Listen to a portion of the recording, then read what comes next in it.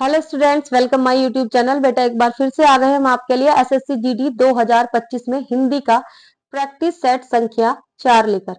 ये बेटा इससे पहले हमने 3 प्रैक्टिस सेट कराए, आप हमारे एजुकेशन नूब चैनल पे जाकर देख सकते हैं। तो चलिए बेटा वीडियो प्रारंभ करते हैं। प्रश्न संख्या 1, नेहा की आंखों से आंसू टपक पड़ा, उपरोक्त वाक्य के किस भाग में अशुद्धि है?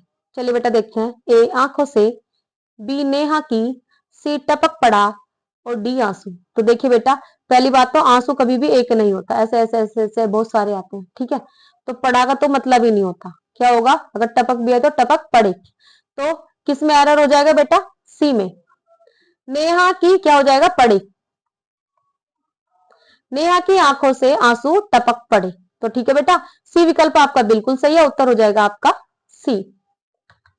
प्रश्न संख्या 2, कर्म करो फल की चेष्टा मत करो। इस वाक्य में चेष्टा के बदले कौन सा पद उचित है? 4 विकल्प है बेटा। ए प्रयास, बी प्राप्त, सी हासिल और डी आशा। तो बेटा हमारी गीता में भी कहा गया है कि कर्म करो लेकिन फल की आशा या फिर इच्छा मत करो। तो डी विकल्प आपका बिल्कुल सही है, उत्तर हो जाएगा आपका डी।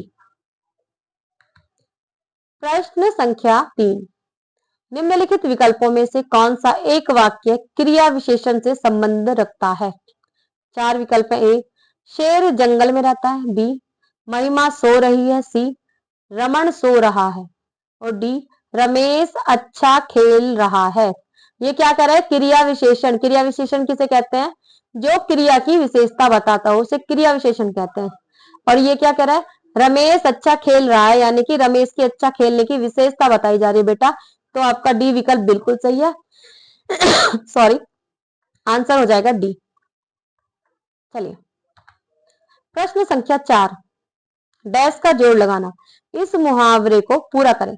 4 विकल्प है। ए आमने सामने, बी जोर, सी एड़ी चोटी और डी पहाड़ चोटी। तो बेटा क्या है? एड़ी चोटी का जोड़ लगाना। क्या हो जाएगा? सी विकल्प आपका बिल्कुल सही है और मुहावरा पूरा हो जाएगा। एड़ी चोटी का जोड़ लगाना, मुहावरा कंप्लीट हो जाता है। तो देखिए इसका आंसर है बेटा सी। अगला प्रश्न देखते हैं। प्रश्न संख्या 5, निम्नलिखित में से किस वाक्य में प्रेरणार्थक क्रिया है? 4 विकल्प है। ए धर्मेंद्र पढ़कर सो गया, धर्मेंद्र पढ़कर सो गया, बी सीता राधा से पत्र पढ़वाती है, सी सोहन ने खाना बना लिया और डी मुझे पढ़ने दो। अब ये क्या कह रहा है? निम्नलिखित में से किस वाक्य में प्रेरणार्थक क्रिया है? प्रेरणार्थक क्रिया कौन सी होती है बेटा? जिसमें एक व्यक्ति दूसरे व्यक्ति से कार्य कराता है। तो ये क्या कर रहा है? धर्मेंद्र पढ़कर सो गया, वो खुद ही कर लिया उसने अपना काम। सीता राधा से पत्र पढ़वाती है, तो कौन सा होगा बेटा? सीता राधा से पत्र पढ़वाती है। बी विकल्प आपका बिल्कुल सही है, तो उत्तर हो जाएगा बेटा आपका बी। चलिए प्रश्न संख्या 6, नीचे दिए गए वाक्यांश के लिए उचित शब्द दिए गए विकल्पों में से चुनिए जिसका ज्ञान इंद्रियों द्वारा ना हो। ठीक है, 4 विकल्प है। ए अगोचर, बी अज्ञात, सी अचिंत्य और डी अग्रसोची। तो बेटा जिसका ज्ञान इंद्रियों द्वारा ना हो वो होता है अगोचर। अगोचर मतलब जहां आपके लिए, जिसे जानना आपके लिए एकदम मुश्किल हो, जिससे आपकी इंद्रियां भी ना जान पाए, उसे हम क्या कहते हैं? अगोचर। जो ना आपको दिन दिखाई दे रहा है, ना सुनाई दे रहा है, ना आपको पता ही है कहाँ रहता है। ठीक है, ए विकल्प आपका बिल्कुल सही है। ठीक है, उत्तर हो जाएगा ए। प्रश्न संख्या 7, सागर की तरह बड़ा होने का कोई महत्व नहीं अगर किसी की प्यास न बुझा सके। वाक्य में प्रयुक्त सागर शब्द का पर्यायवाची शब्द नहीं है। देखिए बेटा, ये 4 विकल्प आपको दिए हुए हैं, इसमें से एक ऐसा है जो सागर का पर्यायवाची नहीं है, आपको वो बताना है। पढ़ते हैं। ए उदधि, बी वारिधि, सी जगधि और डी जलधि। तो बेटा जो सागर का पर्यायवाची नहीं है वो है जगधि। ठीक है, उदधि, वारिधि और जलधि ये सागर के पर्यायवाची। तो आपका विकल्प हो जाएगा सी।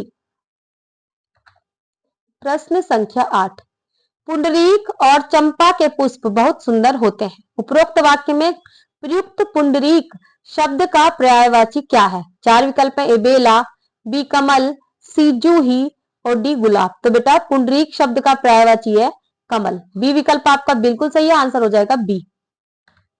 प्रश्न संख्या 9, निम्नलिखित वाक्य में रेखांकित अंश के स्थान पर सबसे उपयुक्त विकल्प कौन सा होगा?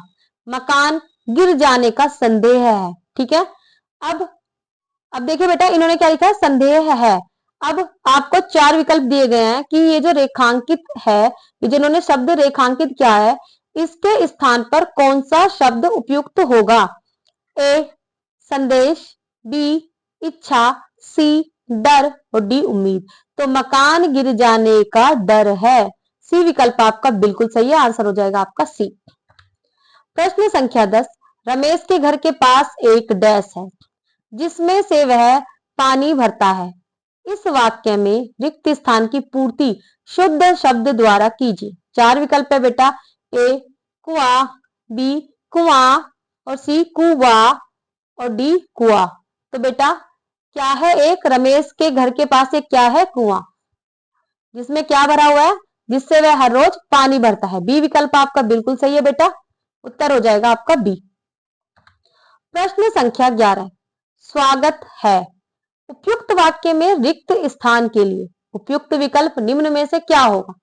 4 विकल्प है बेटा। अब स्वागत के लिए उपयुक्त विकल्प क्या हो सकता है? एक, स्वागत से अभिप्राय रूट कर जाने के लिए किया जाने वाला अभिवादन, मतलब कोई रूट के गया और उसे उसके जाने के लिए आप जो अभिवादन कर रहे हैं वो है नहीं। बी, स्वागत से अभिप्राय आगमन के लिए किया जाने वाला अभिवादन। चलिए आगे देखते हैं। सी, स्वागत, स्वागत हम यहां से पढ़ रहे हैं बेटा, कभी आपको यहां स्वागत नहीं लिखा है। स्वागत से अभिप्राय जाने के लिए किया जाने वाला अभिवादन। और डी, स्वागत से अभिप्राय मनाने के लिए किया जाने वाला अभिवादन। तो बेटा देखिए, हम स्वागत कब करते हैं? जब कोई व्यक्ति हमारे घर आता है, तो स्वागत से अभिप्राय आगमन के लिए किया जाने वाला अभिवादन। बी विकल्प आपका बिल्कुल सही है। आंसर हो जाएगा आपका बी।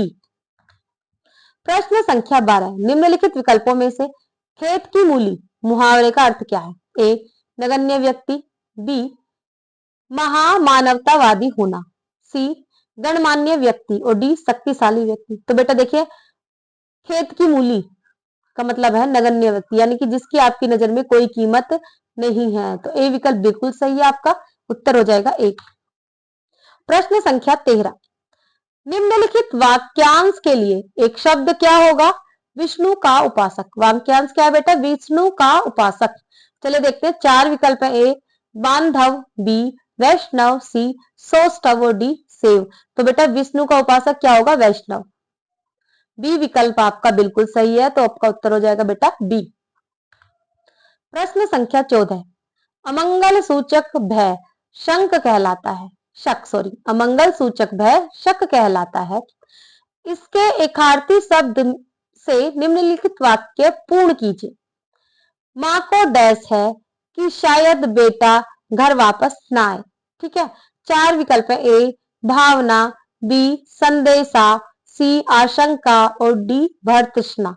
तो बेटा माँ को आशंका है कि शायद बेटा घर वापस ना आए, तो सी विकल्प आपका बिल्कुल सही है। उत्तर हो जाएगा सी। देखिए बेटा, क्वेश्चन बहुत अच्छे से पढ़ना है। जब तक आप प्रश्न अच्छे से नहीं पढ़ेंगे उत्तर नहीं दे पाएंगे। आपके प्रश्न में ही उत्तर छिपा होता है। आगे देखते हैं। प्रश्न संख्या 15, निम्नलिखित में से क्या शादी का समानार्थी शब्द नहीं है? शादी का समानार्थी इन चारों में से कौन सा शब्द नहीं है? ठीक है बेटा, चलिए देखते हैं। ए पाणी ग्रहण, बी परिणय, सी विवाह और डी ग्रहण। तो बेटा शादी का जो समानार्थी नहीं है वो क्या है? ग्रहण। ठीक है, डी विकल्प आपका बिल्कुल सही है। आंसर हो जाएगा आपका डी। अब देखिए बेटा, 16 से 20 तक के प्रश्न आपको एक पैराग्राफ दे दिया जाएगा और इस पैराग्राफ में जगह जगह रिक्त स्थान दे दिए जाएंगे जिन्हें आपको भरना है। आपको इससे संबंधित प्रश्न दिए जाएंगे 5 और इन 5 प्रश्नों के उत्तर आपको इन विकल्पों में से देख के भरने हैं। तो चलिए देखते हैं। आपको पता है इसमें कहा गया है कि निम्नलिखित गद्यांश में कुछ शब्दों को हटा दिया गया है। दिए गए विकल्पों की सहायता से रिक्त स्थानों की पूर्ति कीजिए। प्रत्येक संख्या के लिए सबसे उपयुक्त विकल्प का चयन करें। यात्रा जीवन की डैश है। तो पहले देखेंगे बेटा क्या है। ये कह रहे हैं रिक्त स्थान 1 की पूर्ति के लिए सबसे उपयुक्त विकल्प का चयन करें। तो बेटा क्या है? यात्रा जीवन की डैश। 4 विकल्प दिए हुए हैं। नगरी, पश्चाताप, मार्ग, गति। तो बेटा यात्रा जीवन की क्या है? गति। डी विकल्प बिल्कुल आ जाएगा। हम इसमें गति लिख देते हैं, ठीक है, गति है। और रुकना एक पड़ाव, ठीक है, परिवारजनों अथवा मित्रों के साथ यात्रा करने का डैश ही निराला है। देखते हैं 17वें क्वेश्चन में क्या दे रखा है इन्होंने, दूसरे जो रिक्त स्थान में, रिक्त स्थान 2, देखिए इसने दिया है कि पूर्ति के लिए सबसे उपयुक्त विकल्प का चयन, ए हाल, बी साथ, सी आनंद और डी स्वभाव। तो क्या होगा बेटा, आनंद। चलिए हम इसमें आनंद भर देते हैं, ठीक है। ये क्या कर रहा है कि मित्रों के साथ यात्रा करने का आनंद ही निराला है, ठीक है। परीक्षा समाप्त होने के डैश, हम 4 मित्रों ने किसी पर्वतीय प्रदेश की यात्रा करने का निर्णय किया। तीसरे विकल्प में देखते हैं रिक्त स्थान तीसरा की पूर्ति के लिए कौन कौन से शब्द है बेटा, ए किंतु, बी पश्चात, सी बीच और डी स्थान। तो बेटा इसमें क्या आ जाएगा कि परीक्षा समाप्त होने के पश्चात। चलिए देखते हैं, आता है, परीक्षा समाप्त होने के पश्चात हम 4 मित्रों ने किसी पर्वतीय प्रदेश की यात्रा का निर्णय लिया। पर्वतीय प्रदेश की यात्रा के लिए गर्म कपड़ों की डैश थी। देखते हैं बेटा चौथे विकल्प में क्या है, ए मिलावट, बी निराशा, सी आवश्यकता और डी देखरेख। तो बेटा क्या थी, आवश्यकता। चलिए यहाँ आवश्यकता भर देते हैं।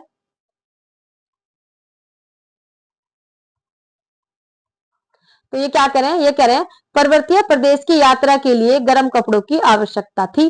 परिजनों ने डैश दी और समुचित धन भी दिया। देखते हैं बेटा 5वें में क्या है, 5वें रिक्त स्थान में, ए अनुमति, बी उत्साहित, सी काम और डी संतुलन। तो परिवारजनों ने क्या दी, अनुमति दी। क्या कर रही है, परिजनों ने अनुमति दी, परिजनों ने अनुमति दी और समुचित धन की व्यवस्था की। अब देखिए बेटा हमने ये साथ साथ पढ़ा और ये साथ साथ विकल्प देखे, क्योंकि यहाँ पे ये लाइनें नहीं दी गई हैं, इसलिए हमने ये एक पहला जो हमारा रिक्त स्थान था उसका पूरा सेंटेंस पढ़ा और नीचे के विकल्प देखने के पश्चात ये भरा है। तो हम इसे ऐसे ही करेंगे। चलिए देखते हैं, पढ़ के एक बार पढ़ेंगे जरूर भरने के पश्चात। यात्रा जीवन की गति है और रुकना एक पड़ाव, परिवारजनों अथवा मित्रों के साथ यात्रा करने का आनंद ही निराला है। परीक्षा समाप्त होने के पश्चात हम 4 मित्रों ने किसी पर्वतीय प्रदेश की यात्रा का निर्णय लिया। पर्वतीय प्रदेश की यात्रा के लिए गर्म कपड़ों की आवश्यकता थी। परिजनों ने अनुमति दी और समुचित धन भी दिया। ठीक है बेटा, इस तरह से ये आपकी पूरा पेपर सेट हो गया है। मैं आशा कर रही हूँ कि आप अपनी प्रैक्टिस बहुत अच्छे से कर रहे होंगे। आप एक पेपर सेट को यदि 2 बार भी लगा लेंगे तो एग्जाम में ऐसा कोई प्रश्न नहीं होगा जो आपको ना आता हो। अगर आपको हमारी वीडियो पसंद आई है तो इसे लाइक करें, शेयर करें और हमारे चैनल को सब्सक्राइब करें। मिलते हैं अगली वीडियो में। नमस्कार।